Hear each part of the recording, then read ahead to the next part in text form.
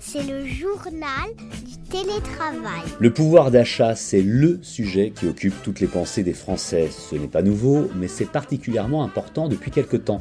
Un des symboles forts de ce pouvoir d'achat en berne, c'est l'augmentation incessante des prix des carburants, et plus généralement, depuis la guerre en Ukraine et l'approche de l'hiver, l'augmentation des prix de l'énergie.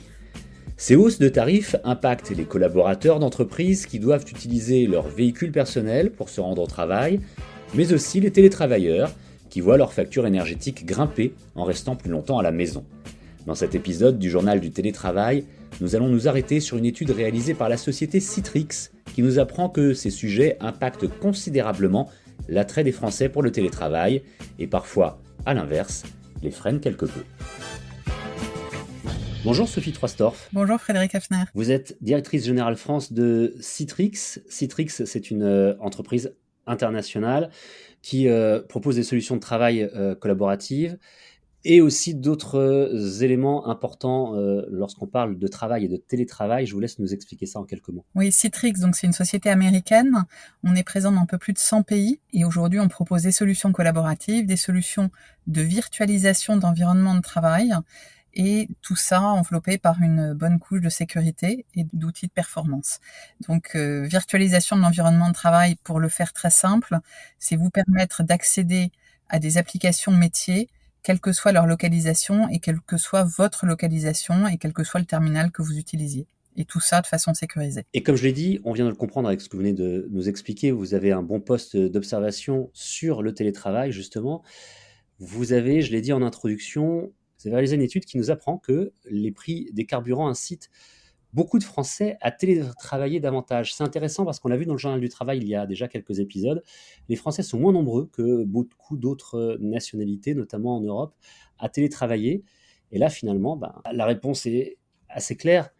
Ça coûte beaucoup plus cher d'aller au travail, donc autant rester à la maison. Est-ce que c'est aussi simple que ça ? Aussi simple que ça, je sais pas. C'est surtout ce que révèle cette étude. Alors, l'étude, on l'a réalisée en avril, donc le prix du carburant n'était pas encore au niveau où il est monté ces dernières semaines, mais l'étude était intéressante parce qu'elle montrait que 43% des personnes interrogées déclaraient qu'ils aimeraient télétravailler plus souvent pour éviter des frais de carburant liés au trajet domicile-travail. Alors oui, certes, c'est moins qu'aux États-Unis, par exemple, où notre même étude faite aux États-Unis montre que 57% des répondants aimeraient plus télétravailler, mais c'est quand même significatif. 43%, c'est presque un Français sur deux. Énormément de Français, là aussi c'est votre étude qui le révèle, 84% des salariés aimeraient que leur entreprise les aide justement pour ces frais de carburant. Oui, 84%, et ça c'est quand même significatif, c'est-à-dire que aujourd'hui, le poste pouvoir d'achat lié aux frais de carburant pour le trajet domicile-bureau ou autre énergie, parce que ce qui est intéressant dans la question, c'était 84% des salariés français aimeraient que leur entreprise les dédommage pour les frais de carburant et ou d'énergie lorsqu'ils télétravaillent, sous forme d'une augmentation de salaire, d'une indemnité spéciale ou d'une autre façon, mais c'est quand même significatif, c'est-à-dire que ce fait de télétravailler, on se rend compte que oui, certes, c'est des économies d'énergie pour le salarié, c'est potentiellement un petit peu de dépenses en plus s'ils sont chez eux et qu'ils doivent se chauffer chez eux, par exemple, mais c'est aussi potentiellement des économies d'immobilier pour l'entreprise. Ce qui est à noter également, Sophie Troisdorf, c'est qu'on parle de salariés qui aimeraient que leurs entreprises les aident pour les frais de carburant, mais pas uniquement. Ça concerne aussi les frais d'énergie à la maison. On peut le comprendre d'ailleurs, on arrive en hiver et on sait que le chauffage va coûter de plus en plus cher cette année. Oui, c'est vrai. Et ça, c'est d'autant plus vrai que notre étude montre que finalement, seulement 16% des Français prévoient de moins télétravailler du fait des coûts à domicile. Donc ça veut dire vraiment que le coût qui impacte le plus le pouvoir d'achat dans la perception des Français, c'est bien le coût du transport, domicile-bureau, et non pas le coût supplémentaire, le coût marginal supplémentaire de rester à la maison. Citrix est une entreprise internationale, nous le disions tout à l'heure, vous travaillez dans une centaine de pays et votre étude, vous l'avez faite à l'international. Alors, on vient de parler des chiffres chez nous en France, mais comment est-ce qu'on se positionne par rapport à d'autres pays, Sophie Troisdorf, comme le Royaume-Uni ou d'autres pays européens par exemple ? Alors, on a fait notre étude, enfin cette étude-là, on l'a faite en effet au Royaume-Uni, et Alors sur un point qui est intéressant, qui était l'attente des Français sur le remboursement de leurs frais de carburant.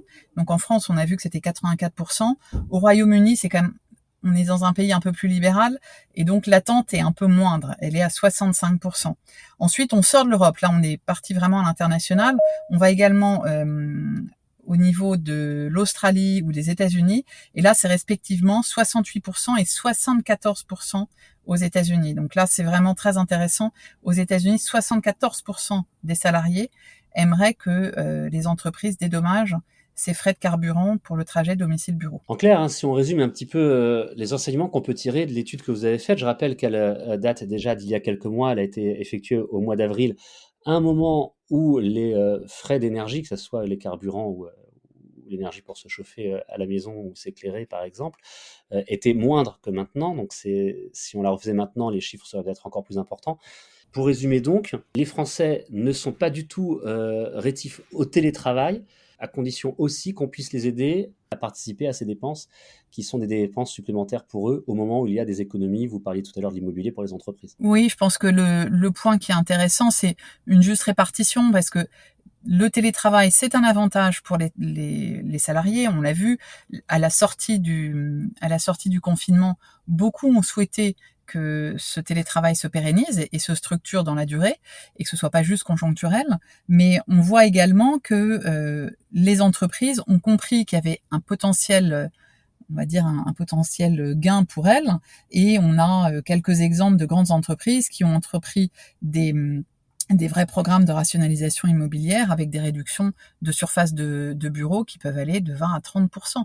Et ça, c'est vrai que les salariés s'attendent à ce qu'il y ait une répartition de ces économies qui ne soient pas uniquement pour l'entreprise, mais que ça retombe également un petit peu dans leur poche. D'ailleurs, si vous qui nous écoutez, que vous soyez manager ou collaborateur d'une entreprise, quelle que soit sa taille, si vous êtes télétravailleur, télétravailleuse, vous pouvez également dans les commentaires de ce podcast nous donner votre avis, nous partager votre expérience avec nous. Vous pouvez également nous écrire à l'adresse email du Journal du Télétravail. Elle est très simple, lejournaldutélétravail@gmail.com. Merci beaucoup Sophie Troisdorf d'avoir été avec nous aujourd'hui. Merci Frédéric Hafner. Je rappelle que vous êtes directrice générale France de Citrix et vous détaillez, vous analysiez avec nous cette étude que vous avez menée il y a environ 6 mois sur le prix des carburants qui, en augmentant, incite de plus en plus de Français, mais pas uniquement, on l'a vu ensemble, à télétravailler davantage. Merci beaucoup. Merci beaucoup, à très bientôt. Le Journal du Télétravail, c'est le podcast qui vous aide à mieux télétravailler. Retrouvez